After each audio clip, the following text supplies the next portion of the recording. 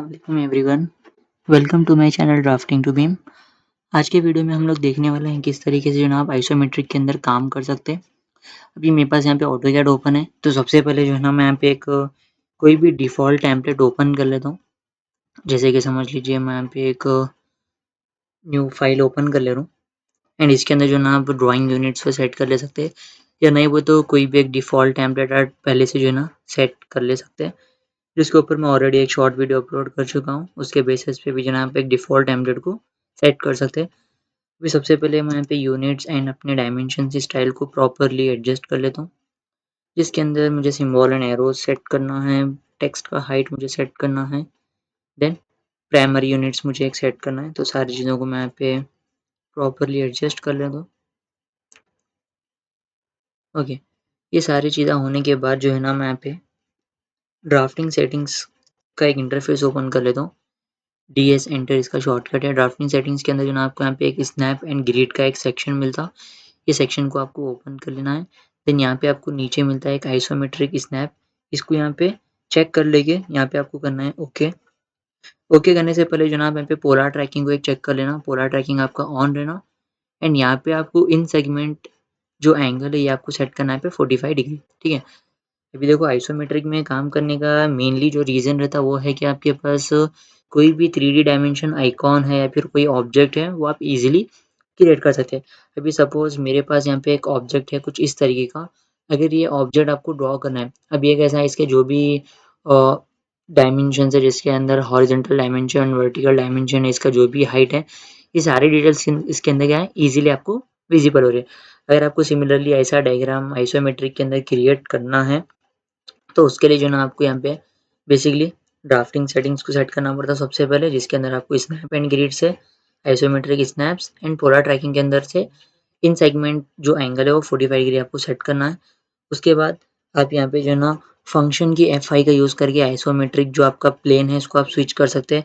जैसे कि अगर मैं यहाँ पे F5 यूज़ करूँगा तो यहाँ पे मुझे बता रहा है आइसो प्लेन टॉप में मेरा स्विच हो गया एंड यहाँ पे वापस से आप F5 यूज़ करके वो आइसो प्लेन को स्विच करा सकते हैं, ठीक है।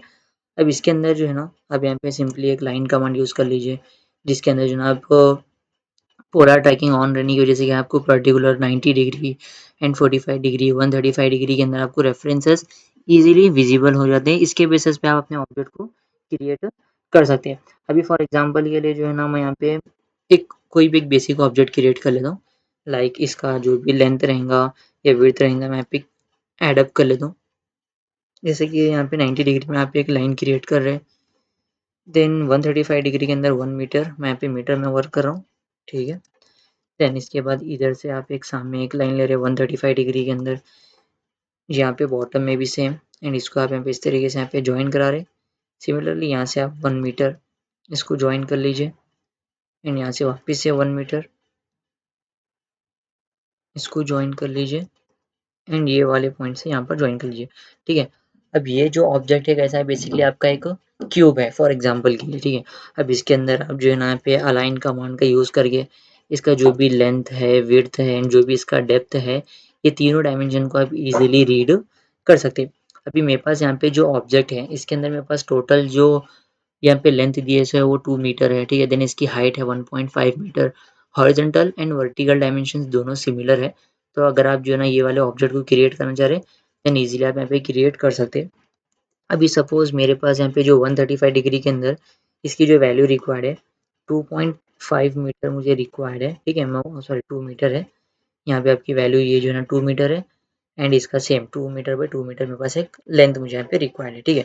तो यहाँ पे आप 2 मीटर इसका लेंथ ले सकते हैं, हाइट है आपके पास 1.5 मीटर, लेंथ एंड विड्थ यहाँ पे इजीली डिफाइन कर लीजिए।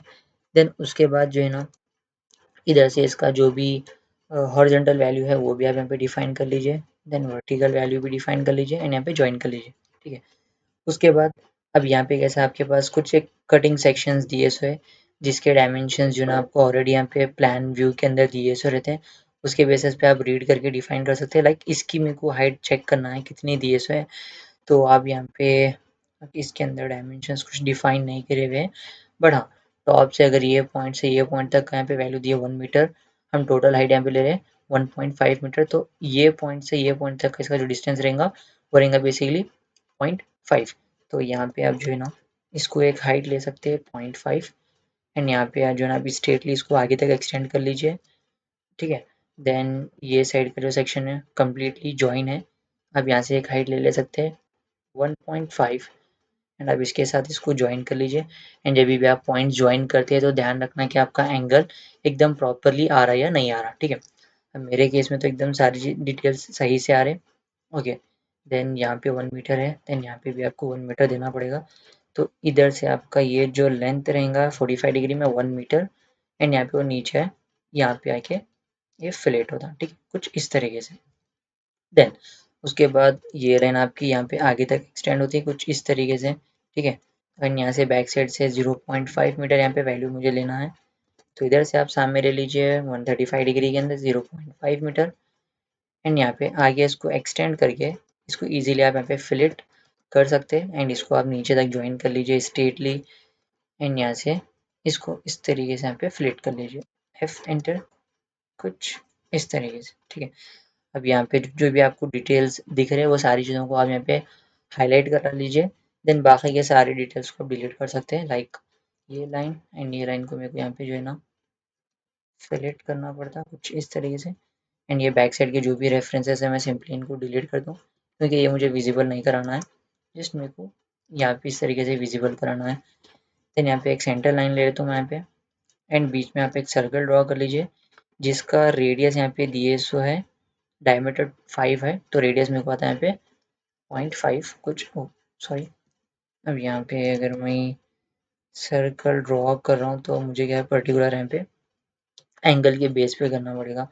अभी समझ लीजिए यहाँ पे ड्राफ्टिंग सेटिंग्स तो सारी सही है मेरे पास, ठीक है, करेक्ट है, ओके।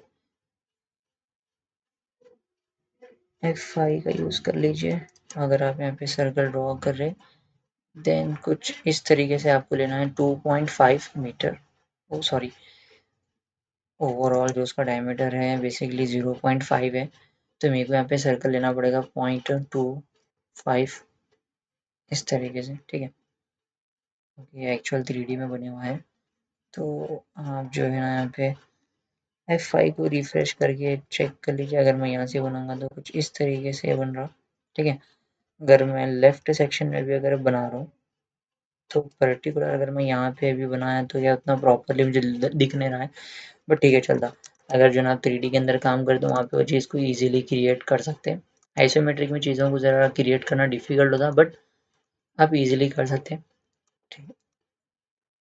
तो उसके ये सारे डिटेल्स जिसके अंदर आपकी ऑब्जेक्ट की ओवरऑल हाइट क्या आने वाली है, लेंथ विड्थ क्या रहने वाला है, वो सारी चीज़ें यहाँ पे इस तरीके पे आप स्पेसिफाई कर सकते हैं, ठीक है।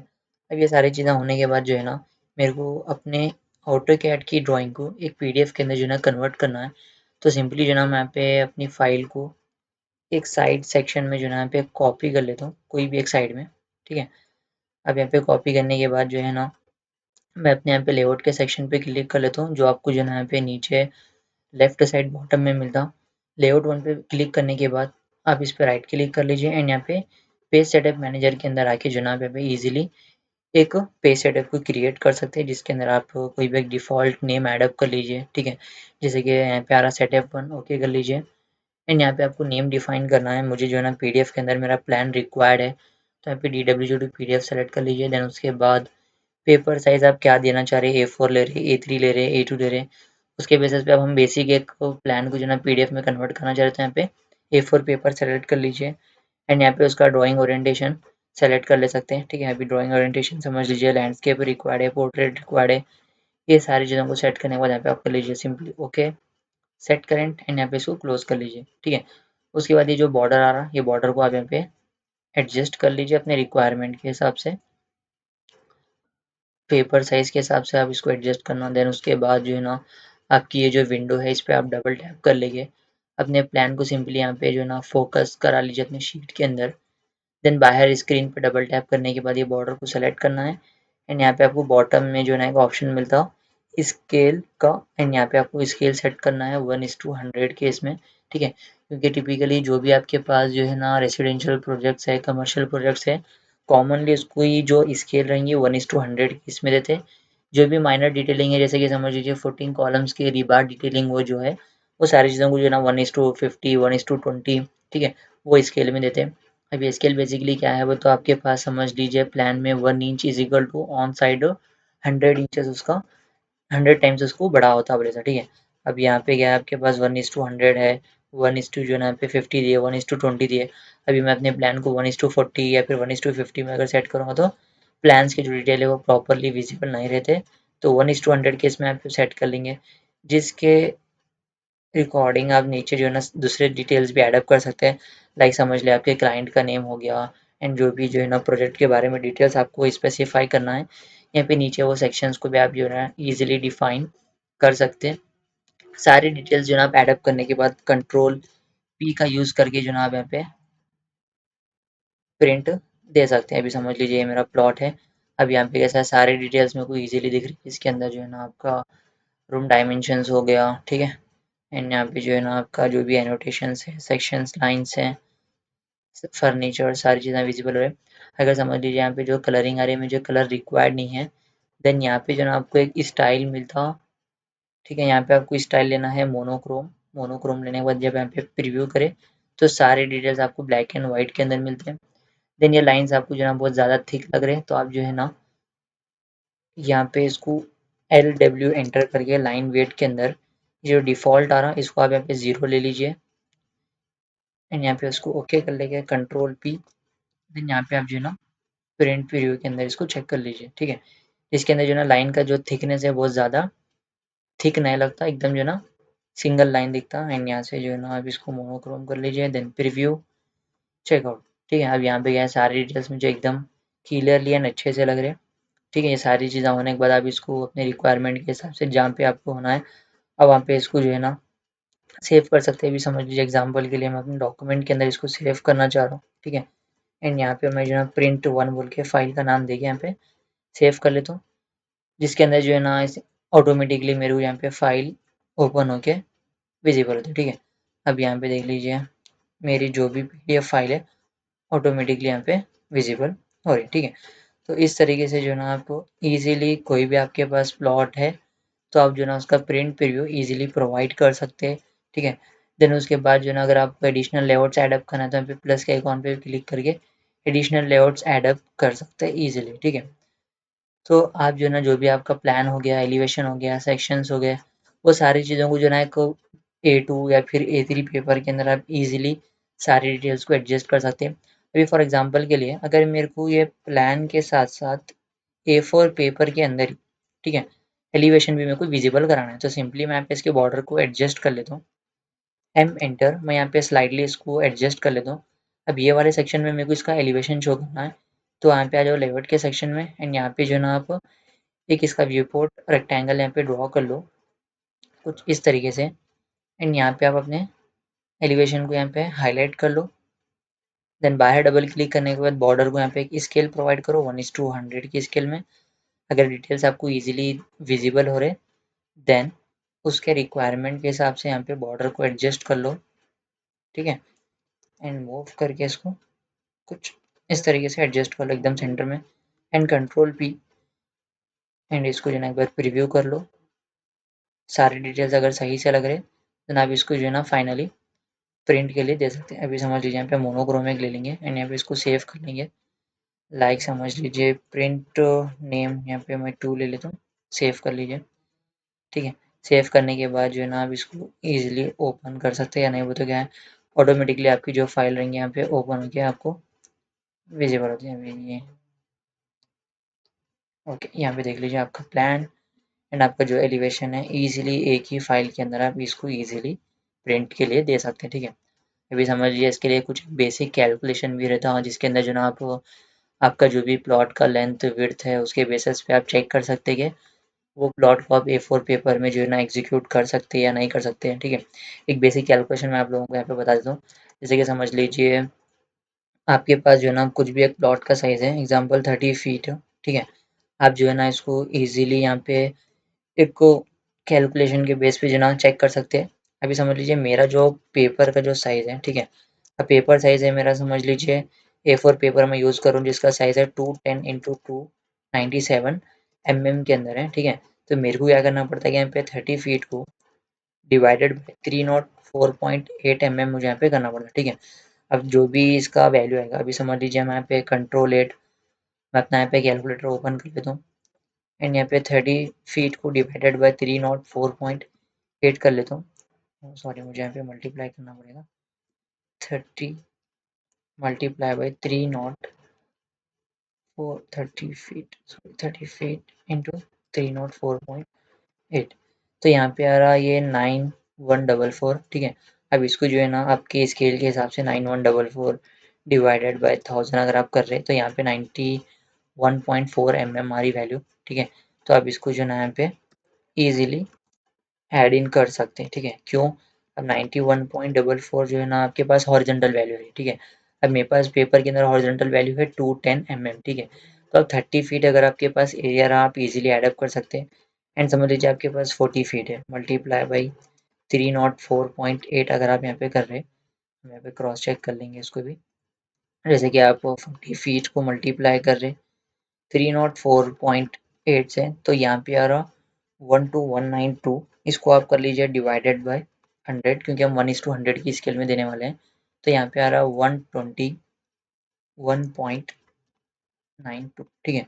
तो आप इजीली जो ना इसको भी वर्टिकल के अंदर आप एडअप कर सकते हैं, क्योंकि अपने रिक्वायरमेंट के हिसाब से यहाँ पे जो डाटा अवेलेबल है वो ज़्यादा है।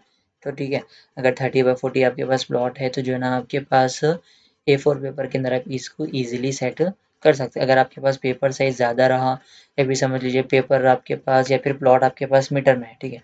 अभी सपोज कर लीजिए कि मेरे पास जो मीटर में प्लान है उसकी जो वैल्यू है 30 मीटर है, ठीक है। आप इसको जो है ना इंटू 1000 कर लीजिए, ठीक है। तो आपके पास 30,000 होता है, इसको डिवाइडेड बाय 100 कर लीजिए तो 300 mm आ रहा। तो 300 mm बेसिकली हमारे पास पेपर के अंदर वो साइज़ अवेलेबल नहीं है।